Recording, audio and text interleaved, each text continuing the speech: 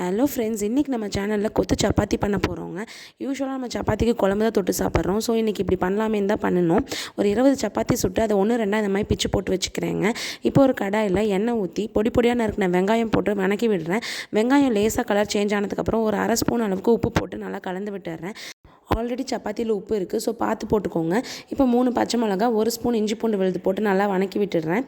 இப்போ நான் 2 தக்காளி சாப்பரில் போட்டு வச்சுருந்தேன், அதையும் போட்டு நல்லா வணக்கி விட்டுறேங்க. இப்போ நம்ம மசாலாலாம் ஆட் பண்ணிக்கலாம். 1 ஸ்பூன் வரமிளகாய் தூள், 1 ஸ்பூன் காஷ்மீரி தூள், 1 ஸ்பூன் சீரகத்தூள், 1 ஸ்பூன் கரம் மசாலா, இதெல்லாத்தையும் போட்டு நல்லா கலந்து விட்டுட்டு மசாலாக்கு தேவையான அளவுக்கு ஒரு 1/4 டம்ளர் தண்ணி ஊற்றி நல்லா கலந்து விட்டு ஒரு 5 நிமிஷம் மூடி வச்சுருங்க. இப்போ எனக்கு மூடி வச்சதுக்கப்புறம் எண்ணெய் பிரிஞ்சு இந்த மாதிரி வந்துருச்சு. இப்போ கொஞ்சம் கொஞ்சமாக சப்பாத்தியை போட்டு நல்லா கலந்து விடுங்க. எல்லா சப்பாத்தியும் ஒட்டுக்கா போட்டோம்னா ஒட்டிக்கும். ஸோ பேட்சாக போட்டு நல்லா அடியளந்து கலந்து விடுங்க. அப்போ தான் எல்லா சப்பாத்திலையும் மசாலா ஒட்டும்.